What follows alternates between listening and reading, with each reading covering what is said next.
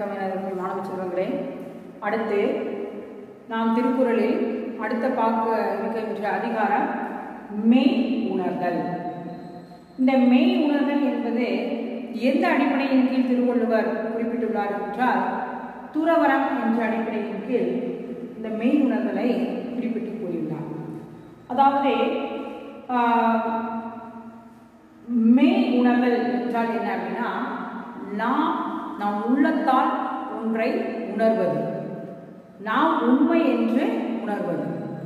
அதாவது ஒரு சில கருத்துக்கள் சொல்லுவாங்க இல்லையா, எப்பொருள் யார் யார்வாய் கேட்பினும் அப்பொருள் மெய்ப்பொருள் காண்பது அறிவு அப்படின்னு ஒரு குரட்பாவும் கேட்டிருப்பீங்க. அதே போலதான், அதாவது யார் எதை சொன்னாலும் அதை நாம் அப்படியே ஏற்றுக்கொள்ளுதல் கூடாது. அதனுடைய உண்மை தன்மையை ஆராய்ந்து அறிய வேண்டும். அதுதான் நமக்கு, அதாவது மனிதனுக்கும் விலங்குகளுக்கும் பறவைகளுக்கும் உள்ள வேறுபாடு என்ன அப்படின்னா, நமக்கு 6 அறிவு இருக்கு. பகுத்தறிவு, அதாவது பகுத்து ஆராயக்கூடிய அறிவு, எது நன்மை எது தீமை என்று ஆராயக்கூடிய அறிவு. அப்படிப்பட்ட அதுதான் சொல்லுவாங்க, ஏன் எதற்கு எப்படி என்ற கேள்விக்கணைகளை கொடுத்து நாம் எந்த ஒன்றாக இருந்தாலும் அவற்றை ஆராய்ந்து பார்க்க வேண்டும். ஆராய்ந்து பார்த்து உணர்வதுதான் சிறப்பு அப்படின்னு சொல்லுவாங்க.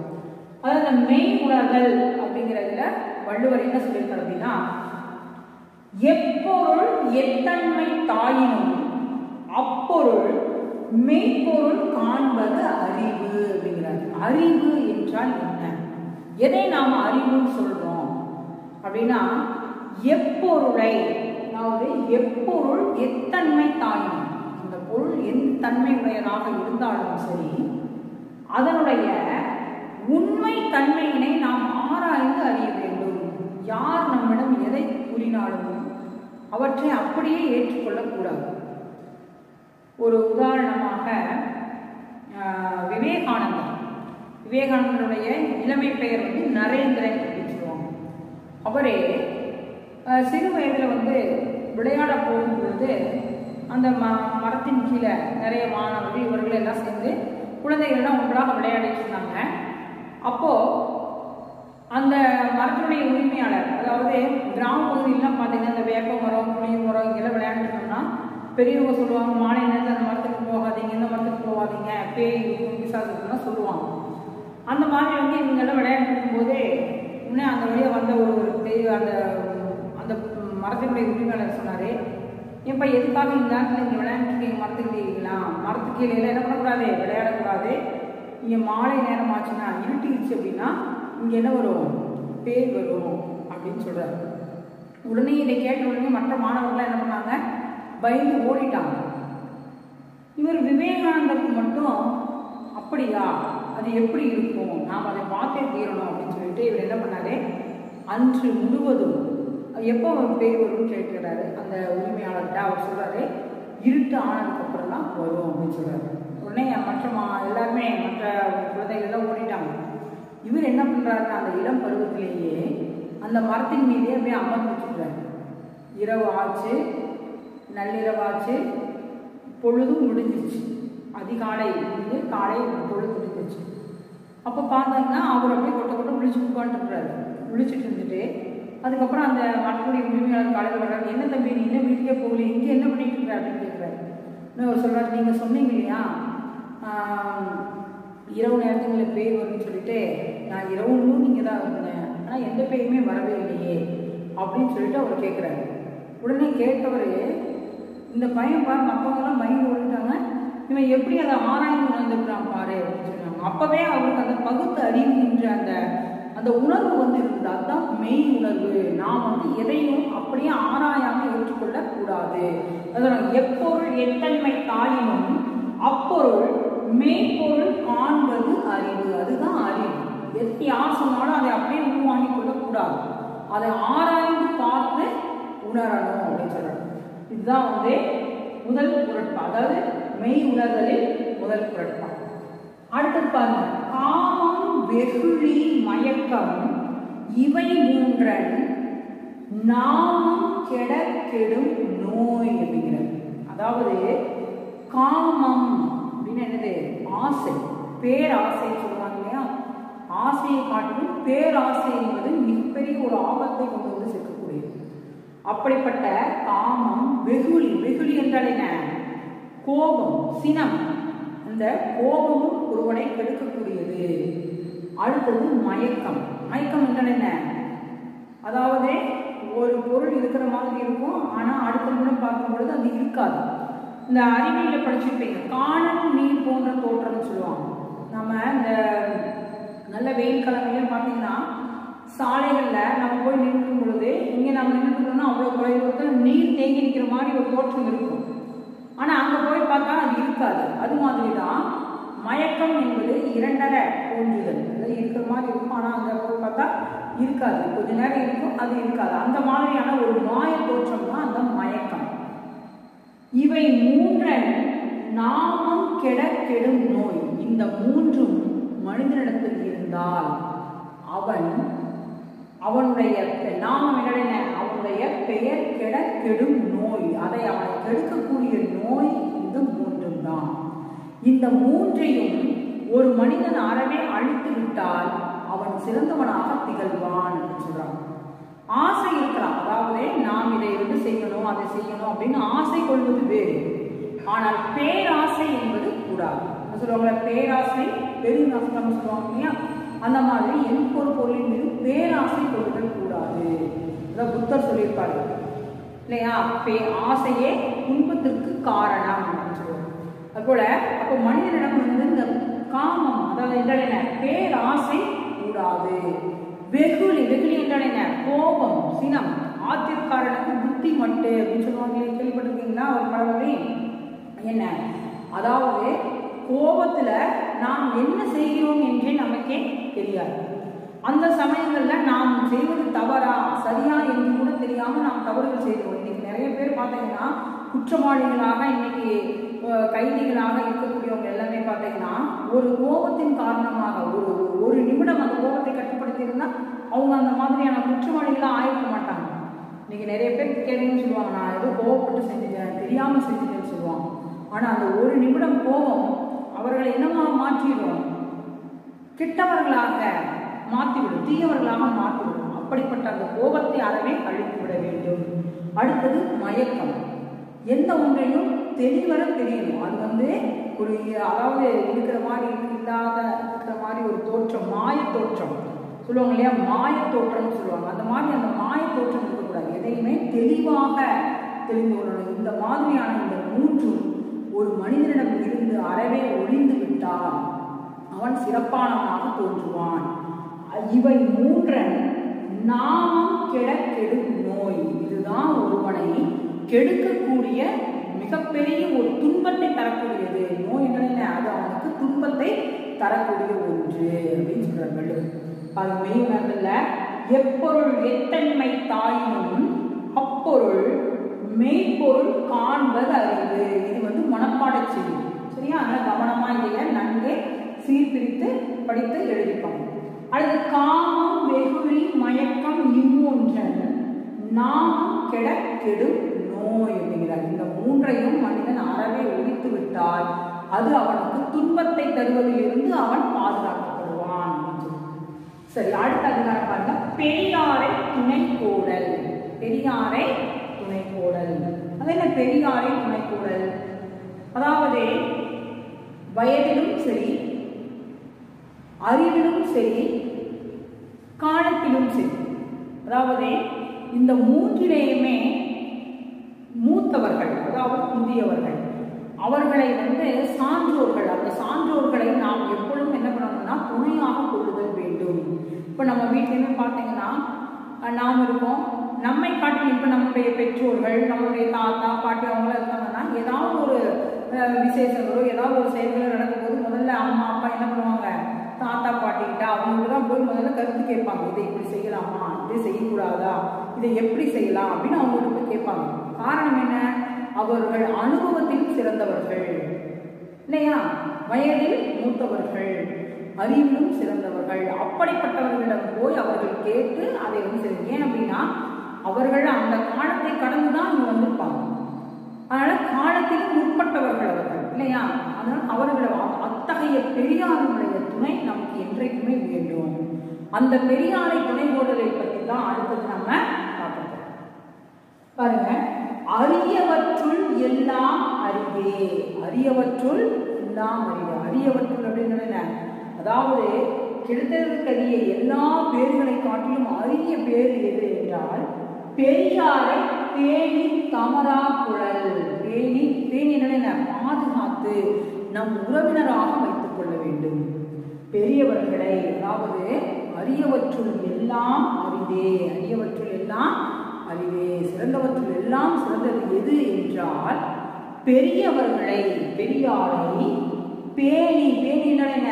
பாதுகாப்பது. பாதுகாத்து தமராக்கள் தம்முடைய உறவினர்களாக ஆக்கிக் கொள்ளுதல். யாருடைய நட்பு நமக்கு வேணும் அப்படின்னு சொன்னா பெரியவர்களினுடைய நட்பை நாம் தேடி கண்டுபிடித்து அவர்களுடைய நட்பை நாம் உருவாக்கிக் கொள்ள வேண்டும். ஏனென்றால் அதாவது நாம் சில செயல்களை செய்யும் பொழுது இந்த செயல் சரியானது, இதை செய்தால் நமக்கு நன்மை கிடைக்கும், இதை செய்யக்கூடாது என்று நமக்கு அறிவுறுத்து கூறக்கூடியவர்கள் யாரு? பெரியவர்கள். அந்த பெரியவர்களுடைய துணை பெற்றவர்கள் என்றைக்கும் என்னாக மாட்டாங்க, வீண் போகவே மாட்டாங்க. அதனாலதான் சொல்றாங்க அரியவற்றுள் எல்லாம் அறிவே. நமக்கு கிடைத்ததற்கரிய எல்லா பேர்களையும் காட்டிலும் சிறந்த பேர் எது அப்படின்னா நாம் பெரியவர்களை நம்முடைய உறவினர்களாக பாதுகாத்துக் கொள்ள வேண்டும்.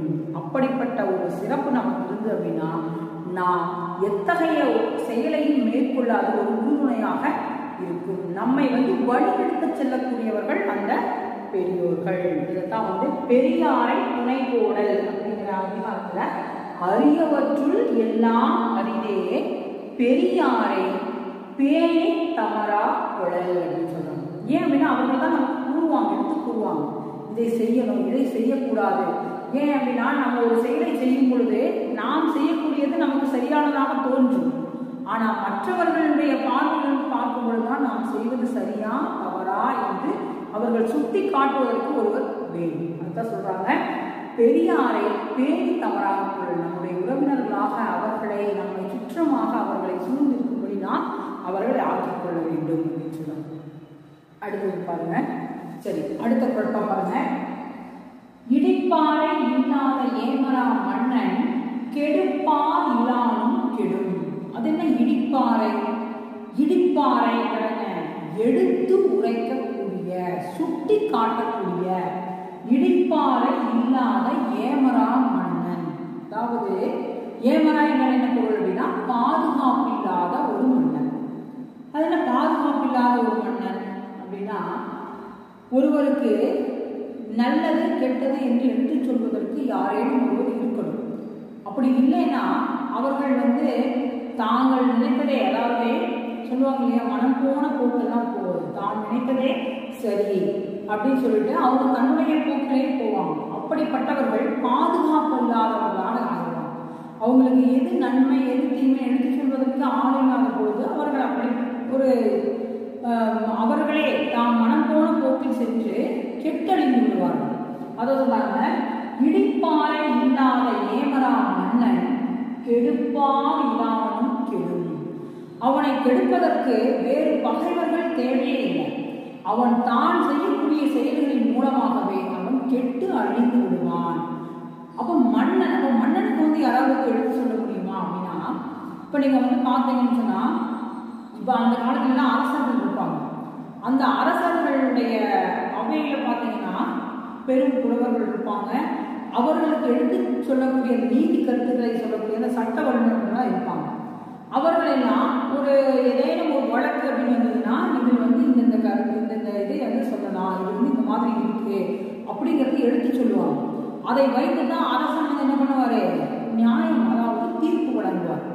அவர் இன்றைய காலகட்டத்தில் பார்த்தீங்கன்னா இப்போ நம்ம நீதிமன்றத்துக்கு போனோம் அப்படின்னா நிறைய, அதாவது வழக்கறிஞர்கள் எல்லாம் அந்த வழக்கை முன்வைத்து என்ன பண்ணுறாங்க, ஒரு வழக்கை முன்வைத்து வாதாடுவாங்க.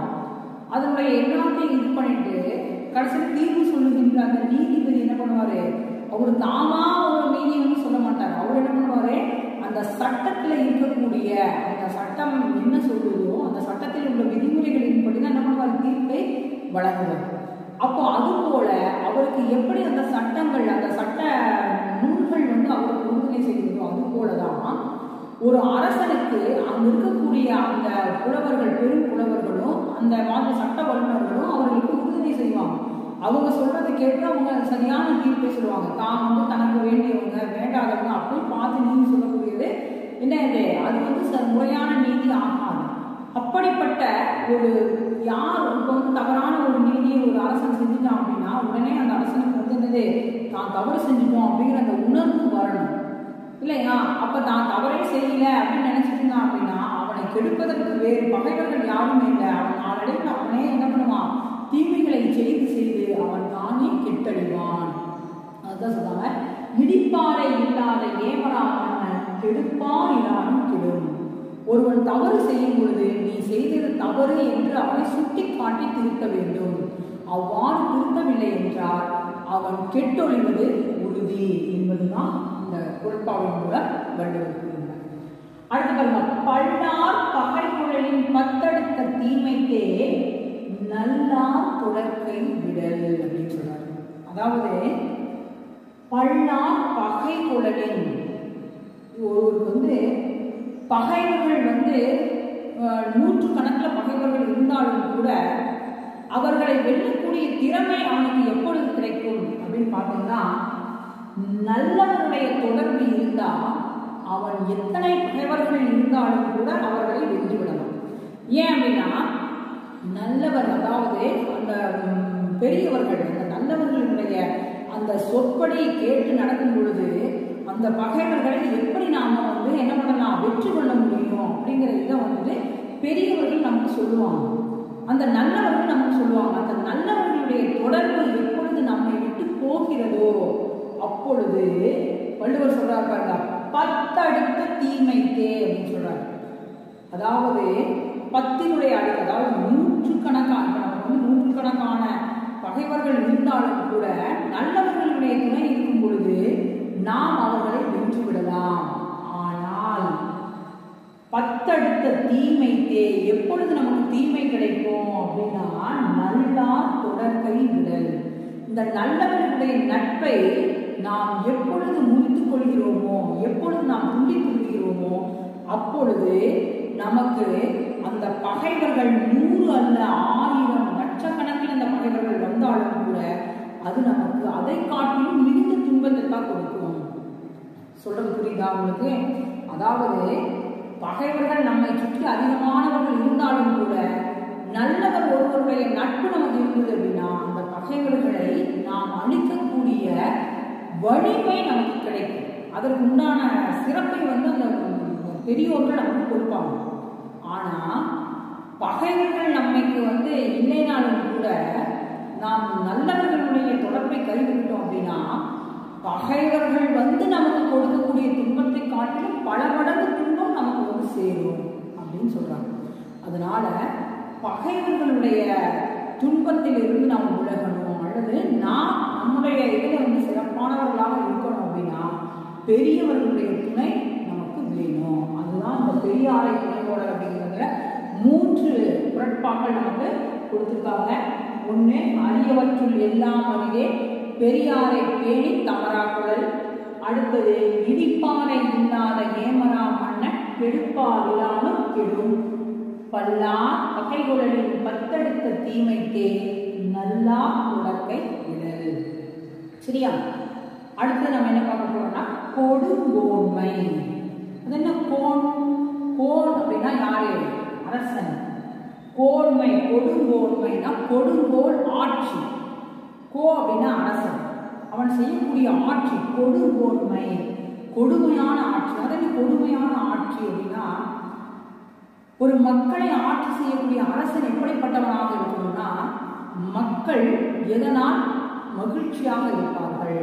அந்த நாட்டினுடைய அரசன் எப்படி இருக்கணும், அந்த மக்கள் எப்படி இருக்காங்க, பசி பட்டினி இதெல்லாம் இல்லாம வளமாக வாழ்றாங்களா நம்முடைய ஆட்சியில அப்படிங்கிறதுதான். அதை பார்த்து முறையாக ஆட்சி செய்யக்கூடியவனாக இருக்கும். அதுதான் வந்து சிறப்பான ஆட்சி.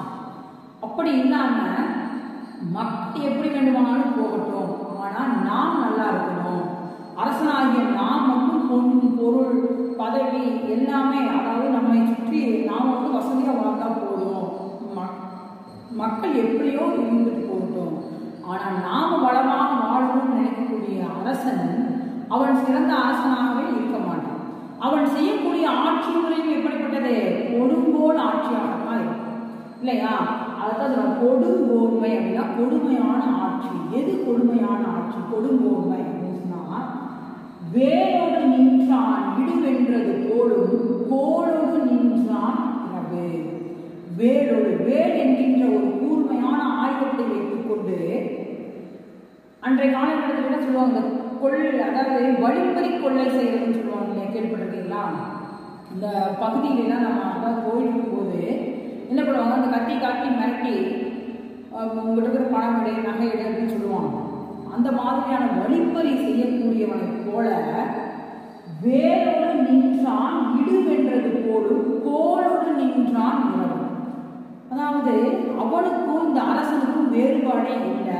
அவன் என்ன பண்றானா, கூர்மையான ஒரு ஆயுதத்தை எடுத்துக்கொண்டு உன்னிடம் இருக்கக்கூடிய பணம் பொருளை எல்லாம் எடு அப்படின்னு சொல்லி வழிப்பறி பண்றானே, அந்த வழிப்பறி கொள்ளையனுக்கும் கோள், அதாவது நான் ஆட்சி முறையில் இருக்கின்றேன் அப்படிங்கிற அந்த சிறப்பை வைத்துக் கொண்டு மக்களிடம் வரி ஏற்பு, அதாவது வரி பணத்தை பிடித்து தின்கின்ற அந்த அரசனுக்கும் வழிப்பறி கொள்ளை செய்கின்ற அந்த திருடனுக்கும் எந்த விதமான ஒரு வித்தியாசமும் கிடையாது, வேறுபாடும் கிடையாது அப்படின்னு வள்ளுவர் சொல்றாரு. இவ்வளவு அழகா சொல்லி காட்டுறாங்க.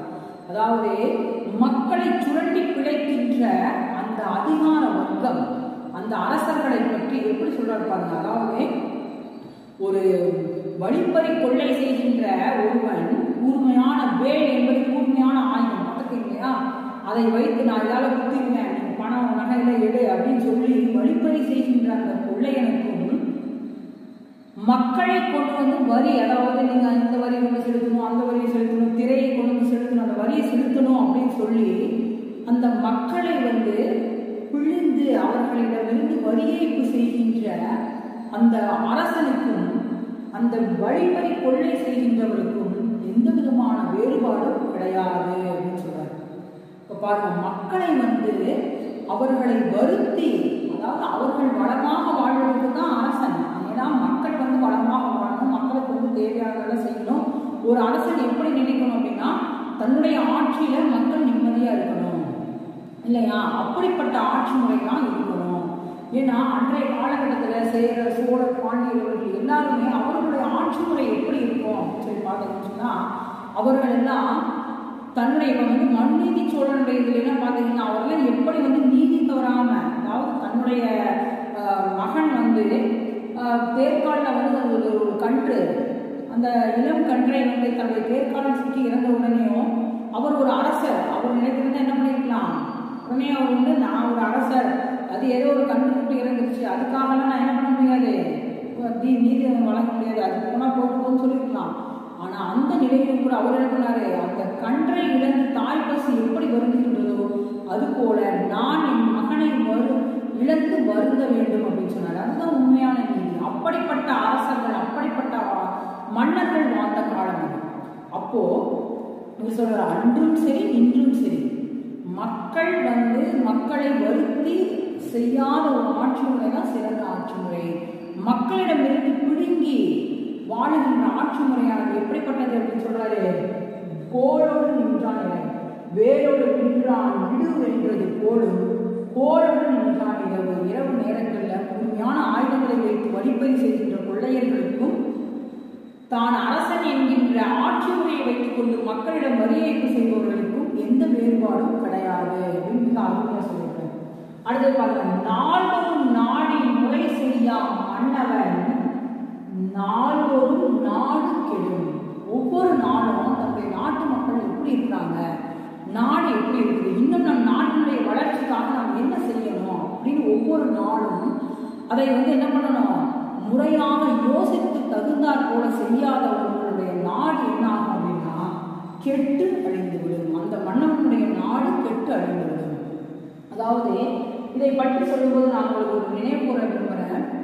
முன்பெல்லாம் அரசர்கள் என்ன செய்வாங்கன்னா, அதாவது தன்னுடைய ஆட்சி முறை எப்படி இருக்குது, நல்ல ஆட்சி முறை இருக்கா, என்னுடைய ஆட்சியில மக்கள் எல்லாம் வந்து கல்வர் பயம் இல்லாமல் இருக்கிறாங்களா, பசி பட்டினி இல்லாமல் வாழ்றாங்களா, வளமான வாழ்க்கை வாழ்றாங்களா அப்படின்னு தெரிஞ்சுக்கிறதுக்காக. ஏன்னா அரசர்கள் கேட்டால் என்ன சொல்லுவாங்க எல்லாருமே, ஆமாங்க நல்லா தான் வாழ்கிறாங்க, நாங்கள் நல்லா முறையில் தான் இருக்கிறோம் அரசு, இப்படிதான் சொல்லுவாங்க.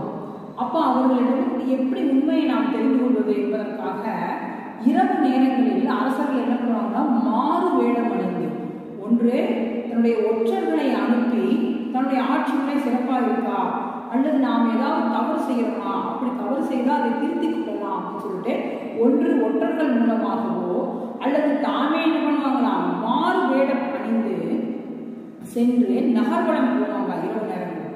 அப்படி நகர்வலம் போகும் பொழுது யாரேனும் ஒருவர் பேசிக்கொள்வாங்க இல்லையா, இந்த மாதிரி ஆட்சி எப்படி இருக்கு அப்படி இப்படி பேசிக்கொள்வாங்க இல்லையா, அப்படியெல்லாம் அந்த மாதிரி பேசும் பொழுது அதை வைத்துக் கொண்டு வந்து அடுத்த நாள் தன்னுடைய இடம் இருக்கக்கூடிய அந்த குற்றங்களை களைந்து அவர்களுக்கு மக்களுக்கு என்ன நன்மையோ அதை செய்ய முற்படுவாங்க. அதுதான் உண்மையான ஆட்சி, அதுதான் ஒரு உண்மையான மன்னவன். அதாவது ஒரு மன்னன் அப்படின்னா இப்படிதான் இருக்கணும், மக்களுக்கு எது வேணும், எதை நாம செய்யணும், எதை செஞ்சா மக்கள் சிறப்பாக மகிழ்ச்சியாக வாழ்வாங்க அப்படின்னு செய்யக்கூடிய மன்னவனுடைய ஆட்சி தான் சிறந்த ஆட்சி. அவ்வாறு செய்யாத அரசனுடைய நாடு கெட்டுவிடும்.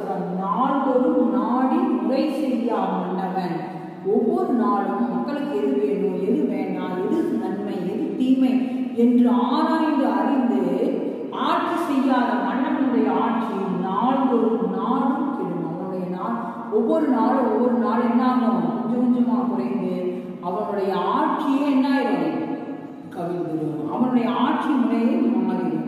ஏன் அப்படின்னா மக்கள் வந்து யார் மீது அன்பு வைப்பாங்க, தனக்காக பாடுபடுகின்ற ஒருவர் மீது அன்பு வைப்பாங்க. இன்னைக்கு நாம் இந்த அளவுக்கு வந்து காந்தியடிகள் அப்படின்னு சொன்னா நமக்கு வந்து அகிம்சை முறையில நம் நாட்டுக்கு விடுதலை பெற்று தந்தவர்கள், நம்ம நாட்டுக்கு விடுதலை பெற்று தந்த எண்ணற்ற வீரர்கள் இருக்காங்க, எண்ணற்ற விடுதலை போராட்ட வீரர்கள் இருக்காங்க. இருந்தாலும் நம்ம காந்தியடிகள் சொல்லும்போது ஒரு அகிம்சை முறையில் நமக்காக கத்தியின்றி ரத்தமின்றி யுத்தம் ஒன்று நடக்குது அப்படிங்கிற அத்தகைய ஒரு சிறந்த ஒரு இதை வந்து நமக்கு சொல்லிக் கொடுத்தது இல்லையா. அப்படிப்பட்ட ஒரு விடுதலை நமக்கு பெற்று தந்தவர். இன்றளவுக்கு நாம் அவர் நினைக்கிறோம் இல்லையா, அவர் வந்து எதற்காக நமக்கு செஞ்சாரு, நாட்டு மக்களின் மீது வைத்திருந்த அன்பின் காரணமாக. அப்படிப்பட்ட ஒரு நாட்டு மக்களின் மீது அன்பு வைத்து அவர்களுக்காக வாழணும், அதுதான் உண்மையான ஆட்சி. அப்படிப்பட்ட ஆட்சி தான் இருக்கணும். அப்படி வந்து மக்களுக்கு எது வேணும் எது வேண்டாம்னு தெரிந்து செய்யாத ஆட்சி அது என்னாகும், அது மாறும். அந்த மன்னவனும் கெட்டு ஒழிவான்.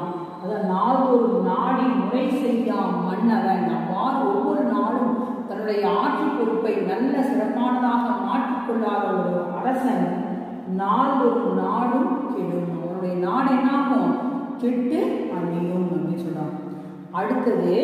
அடுத்த இருக்கக்கூடிய அதிகாரம் வந்து இன்னும் ஆழ்வினை உடைமை இருக்கு, அப்புறம் நன்றியில் செல்வம் இருக்கு. அதை நாம இப்ப பார்க்கலாம். கண்ணோட்டம் இதுக்கு அடுத்தது கண்ணோட்டம் இருக்கு, அடுத்தது ஆழ்வினை உடைமை இருக்கு, நன்றியில் செல்வம் இருக்கு. அது அடுத்த பிரிவுல பார்க்கலாம். நன்றி, வணக்கம்.